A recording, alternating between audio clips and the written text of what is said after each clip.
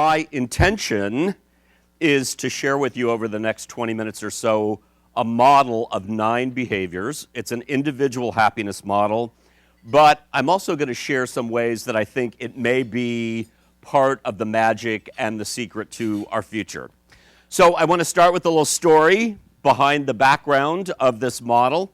Back in the 90s, my partner, Rick Foster, and I had this idea that we would travel the world and find happy people. So, in fact, that's what we did. We went to all 7 continents, and it was hard, but we even found people in Antarctica. So we truly went to all 7 continents. Our favorite way to find these people was to head into villages we'd never heard of before and simply say to the first person we saw on the street, "Anybody happy in this charming little village?" And typically they would come up with a name. We would call that person up and invite ourselves over. In 3 years of doing this, no one once ever turned us down. We would go to their house. That was our favorite way to do the research. They would often cook for us. I'm telling you, it was a great gig. A great way to see the world. Now, our original idea was that we thought, and we thought this was a hot idea too, is that we would write a book called The Secrets of 100 Happy People. And it would be individual stories of how people created happiness in their life. Like, how does somebody do it in Buenos Aires, and how does somebody do it in Istanbul? The reality was, after a while, it appeared they were all telling us the same thing, as diverse as they were in every way imaginable. And we saw there were these 9 things. So we did write the book. It's called How We Choose to Be Happy, and it's about how people integrate these 9 things into their life. We hit that just right, and that book became very popular, and we got a lot of press.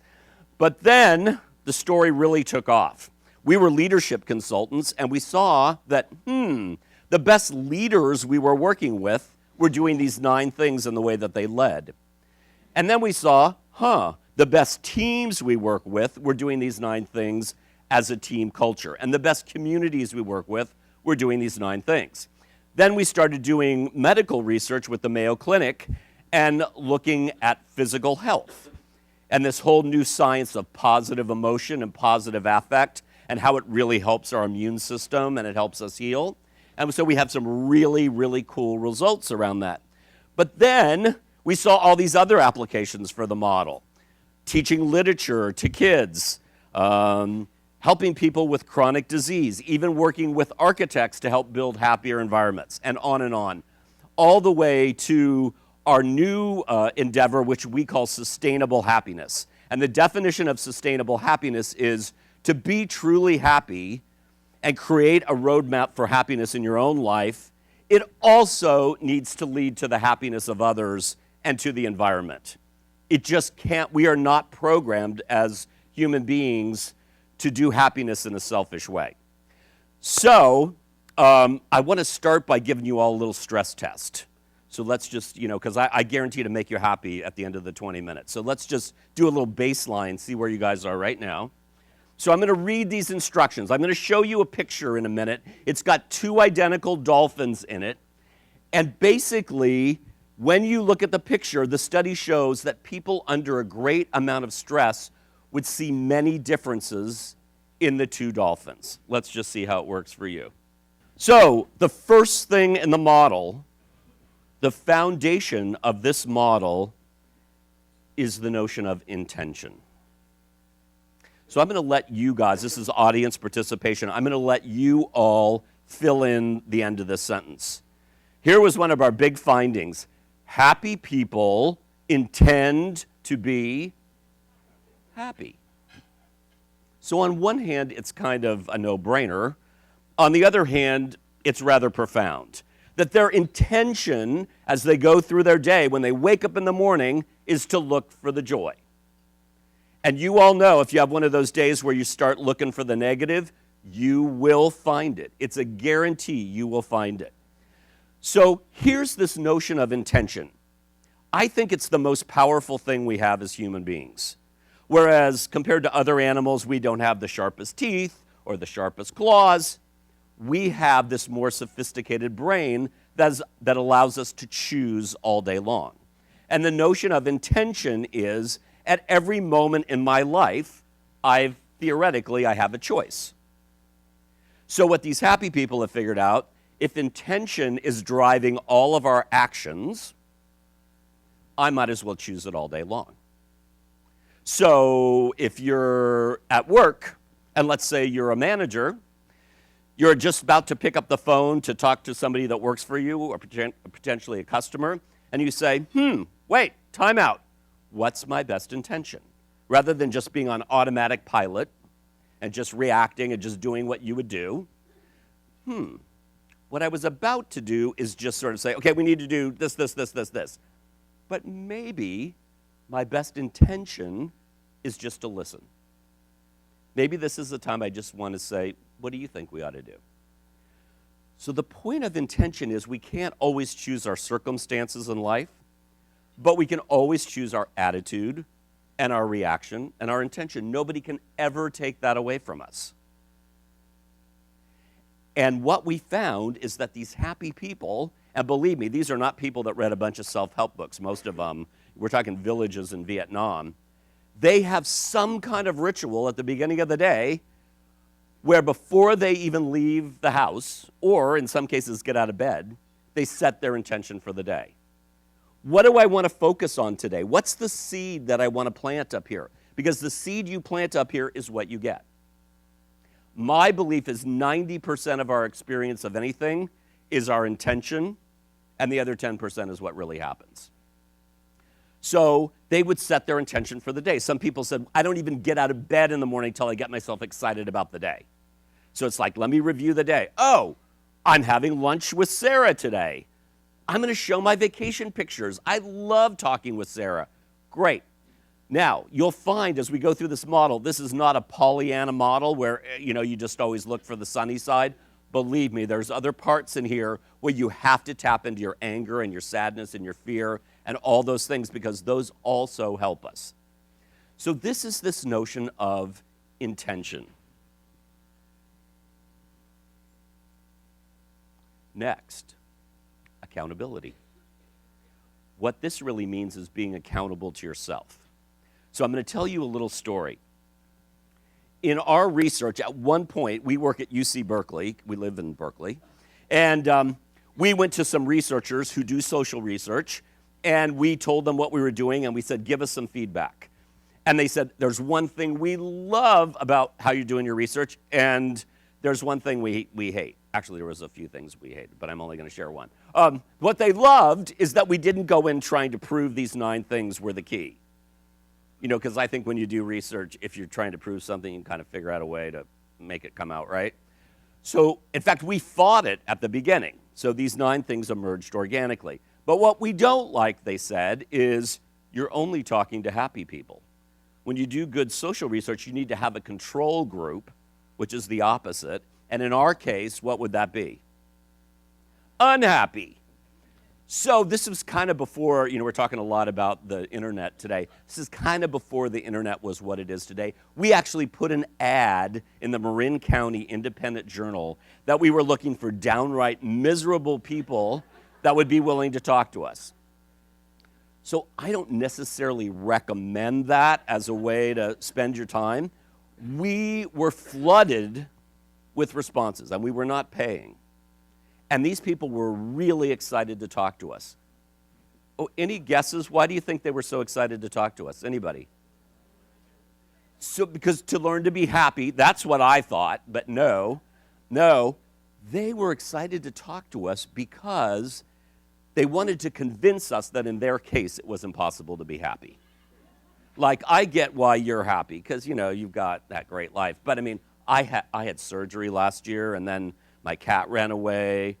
And not that those aren't painful things. They are painful things. But what was interesting is, generally speaking, the happy people had more traumatic events in their life than the unhappy ones did.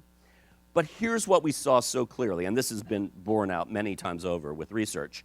The more unhappy people say they are, the more in their life they see themselves as a victim.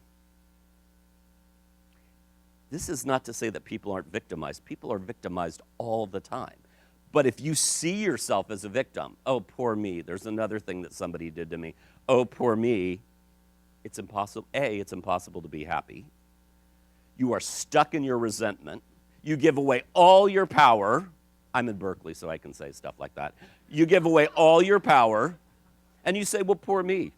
There's nothing I can do. And a lot of happiness is feeling in control of your life. Secondly, your body hates it when you're in that victim state. You know how you can feel it, when you just, I can't believe she did that to me. Your body gets tightened. It's ready for the next attack. And when it's in that state chronically, it doesn't let you do what it really needs to do in its resting state, like help you digest properly, survey for cancer cells. So that's the thing that gets me when I get in one of those blamey places. It's like, oh, wait a minute, I want to survey for cancer cells. Okay, forget it.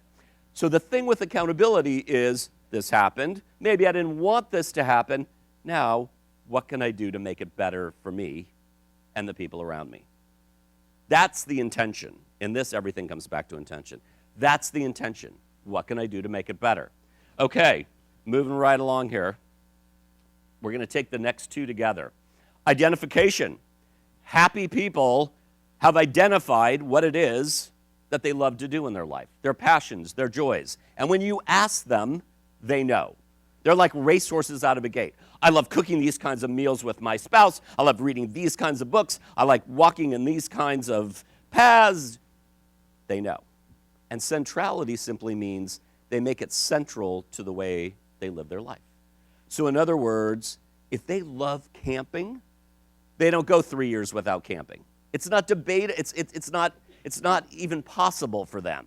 Now, they might have families to raise and demanding jobs. It might take creativity. It might take some planning. But they live their passions. And they might include others. And I think this is a big one for helping the world. I think the best way we help the world around us is to figure out what are our passions and what do we love to do anyway, and how can we use that to help other people prosper and find their joy. Next, recasting. So recasting is the place in the model that we use in our lives when we really do hit a trauma, some kind of traumatic event. This isn't for the little daily disappointment. We call this the technique you would use for your 3 a.m.s. Like you wake up in the middle of the night, you're really stressed out about something. We saw that there seemed to be this 3-step process that people use who are happy to move through these kind of traumatic events. And we call it recasting. So the 3 steps are, first, they go to their emotion. What we consider negative emotions, like anger, fear, and sadness. But actually, in some ways, those emotions are our best friends. They are our guideposts to tell us what's really going on. Because guess what? Our emotions don't lie. They never lie. So if we feel sad, there's a reason we feel sad. And that helps us figure out what we need to do. Whereas, in my opinion, you can't really count on your brain. Your brain is nuts. Your brain can come up with wild stories, can rationalize, can get defensive, but you can always count on your emotions. The next step, we say meaning, which is, what am I learning from this? What can I take from this? Why am I in this situation? What could I have done differently? And the third step is opportunity. So this is not about making lemonade out of lemons. It might always be a sad event, but you take something from it. You figure out how to let this inform your life. So I'm going to tell you a quick recasting story. This is a woman who, and we really did travel the whole world, but she happens to live like 3 miles from us in Oakland, California. And so the following 6 things happened to her in a really short amount of time. House burned down in the Oakland fire of 1991, nothing left but ashes. Best friend moved away. Husband left her for another woman. Both parents died unexpectedly. Her business, which was a restaurant, went bankrupt due to a greedy landlord, and her little dog was like her child, and she had no other children, and the little dog died in the fire. So he said to her, okay, you were referred to us as one of these extremely happy people, so what's the deal? And she, like the other people, took us through this recasting process. She said, in the beginning, I was in denial, which I think can be a good coping strategy for a while. You just can't stay there. She said, I forced myself to feel the sadness, to cry, to go to support groups. I started looking at what was I learning about my life and my resiliency. But she said, the thing that saved my life is I came up with a golden opportunity. And here was the opportunity. I'm the only 40-year-old woman I know that has an unencumbered life. Now, maybe I didn't want one, but I am a 40-year-old with a clean slate. How many 40-year-olds have no kids, no husband, no job, no house, no car, no mortgage, no one? So she said, this is scary. It's not the opportunity I would have picked, but this is the one I've got. So she hired the architect, and before she hired the architect, she just decided she was going to rebuild her life. And in our model, everything comes back to the middle, which is what? Intention. She didn't use that word, but she said, I just decided my only motivation in rebuilding my life was to be happy. I wasn't particularly happy the first 40 years. And I think it's one of those examples. If your intention is strong enough, it drives all your further behaviors. So she said to the architect, I want you to build me the happiest house you can. And for me, that means wraparound windows on 3 sides. I want all this light, because she's up on those hills. And the architect said, you're out of your mind with the money that's going to take. You could add an extra bedroom, an extra bathroom. She said, I don't care. I want the light. She started picking new relationships based upon the question, is this relationship bringing me joy, or is there some other payoff? Which I think is a good question for us to ask. And she picked a new line of work based upon what she loved about the restaurant business and what she didn't like. So there's kind of a dramatic example of recasting, but recasting is something you can do all by yourself or with others who you trust and want to help you. Options. Happy people are not benchmarkers. Contrary to, some corporate philosophies, they do not have rigid goals. So it's a little bit shocking, in one way. But if you really think about it, what they would say is, I've got these big picture goals. I've got these directions I want to head. And rather than say, okay, in 3 months I'll have this, and I'll talk to these 10 people, which will get me that, they don't do that. Every day they look for the possibilities that will help get them where they want to go. Every day they look for the options, because the worst place, or one of the worst places for any individual, and we talked about this earlier today, is hopeless. And what does hopeless mean? I have no options. I'm stuck. There's no way out. That's what suicide, people who tried to commit suicide but were unsuccessful say was happening at the time. The only way to get more hope is to open up more options. And we are biochemically rewarded when we open up options. You know how when you feel good after you think, oh, I could do this, I could do this, I could do that. And in fact, all these things give us a biochemical reward because we are part of a clan species. And every single one of these things is a behavior that leads to the survival of the species. All right, moving along. Appreciation. Happy people actively express appreciation, and they actively appreciate their life. This, I think, is a big one for right now. There's a lot we can't control in the world. There's a lot of unhappiness out there. I think it's up to us as individuals to notice when other people are making contributions, either to the world or to us personally, and acknowledge them for that contribution. It takes 2 seconds. We teach part-time in a happiness class at Stanford University, and we gave the students an assignment. And so these students are privileged, at least, many of them growing up were privileged, some of them not, but at least they're privileged to be at Stanford. And the assignment was, find somebody on campus that you normally wouldn't even think about and express some appreciation to them for something that they've done. So this one guy comes back, they all come back the next week, but this one guy's story is my favorite. He's like on the football team and kind of super cool, and he said, yeah, I got a story to share. So he's in his dorm room, he looks out the window and he sees the woman coming, and she comes every Wednesday with the clean sheets. And she goes and puts all the clean sheets on the bed. So he goes, okay. He goes downstairs, he says to her, excuse me, can I talk to you for a second? She's like, uh-oh, what did I do?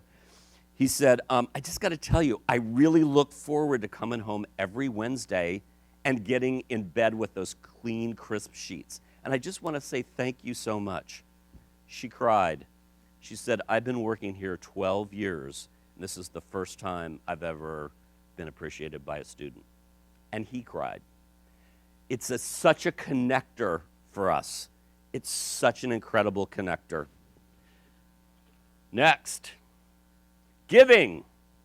Happy people give without the expectation of a return. Again, we're rewarded when we do it, but it also comes back to us in mysterious ways. So coming back to intention, the intention here is a simple one. It's the intention to help. You know how you feel good when you help other people? It's a happiness-inducing behavior. The intention to help. So the next time you're walking down the street in New York City and you see somebody fumbling with a map, go, oh, my intention is to help. As opposed to, looks like they're lost. So, all these things come back to intention. All right. Truth. Happy people tell the truth. It's stressful to tell a lie. Think about a lie detector test. What is it measuring? All these negative things that are happening in our body, right? Our pulse rate zoom, our heart rate goes up. Our body doesn't like it when we lie. So this is a synergistic model. All these things balance each other out. If giving is so good, why don't you give everything away? Well, that wouldn't be accountable to you or your family. So I want to end with two quick stories. The first story is about me, and it takes place in the mid-'60s. And I wasn't even that young, so that's kind of dates me a little bit. So I was maybe like 11 or something. And we didn't have very much money, and whatever money we had, in my mind, we never bought anything. So I always wanted all the stuff we didn't have. So one day my father comes home from work and he says, well, I have really exciting news. He was a salesman. He said, I'm enrolled in this national sales competition, and they tell me for the whole country I might win third prize. Third prize? Oh my God. What was it? Now this is really dating myself. It was a console stereo. Remember that huge piece of wooden furniture with the fabric over the speakers? And oh my God, we totally wanted this stereo. We're so excited. 2 more days go by. He comes home from work. Well, I got a huge sale. They tell me I might be in line for second place. Oh my, what could be better than the stereo? Well, it was better. A color TV. Well, basically, we couldn't sleep. 2 more days go by. He comes home from work, he says, well, I won first prize. First prize? What could it be? A mink stole for my mother. We were furious. Including her. By the way, I made the owl, just in case. So the point of the story is, when it comes to happiness, one person's first prize isn't everybody's first prize. And this is the key to this model. The model is different for every person. Every person might have a different intention, different passions, a different way to give, different things to recast. My problem might be something that you can easily deal with. And to recognize that. And what I want to end with is the story of one particular person that we interviewed. She lived in Vietnam, and here's her story. She lives in an old person's home now, and when we went to the old person's home, we asked the director, who's the happiest person here? And he said, oh, that's so easy. It's this woman, Batam. So here's her story. 82 years old at the time. During the war, a bomb fell on her, and so one leg was destroyed. She sits on this cot all day long with her worldly belongings next to her. I'm going to show you. There she is. So here's her story. She was kidnapped by the South Vietnamese during the war and forced into prostitution to be an undercover spy. She was told if she tried to escape, they would find her children. She had 5 of them, and her husband and kill them. Out of fear, she complied. After the war was over, she discovered that her husband and 3 of her children had been killed, and the 2 remaining children refused to have anything to do with her because of the stigma of prostitution. She eventually made her way to the home, and when I met her, I said, well, I hear you're very happy. And she said, oh, I'm so happy. I said, well, why are you happy? And she said, because I have so much. And I said, well, what do you have? She said, oh, I have my favorite birds that sing outside my window every morning. I have my friends that come by and visit me in the afternoon. I have the paper they give me to write my stories. I have the chanting I can hear from the temple in the afternoons. I just have so much. So, but Tom is that little person that sits on my shoulder when I get in one of those like, oh, I can't believe they didn't call us back after we wrote the proposal. And it's so easy to lose perspective. We're in it right now. We are in the treasure chest of life. And it's up to us every day to find the gold and the silver and the rubies. And just like Batam, to recognize we can't always choose our circumstances, but we can always, always choose our attitude and our reaction and our intention. Nobody can ever take that away from you. Thank you.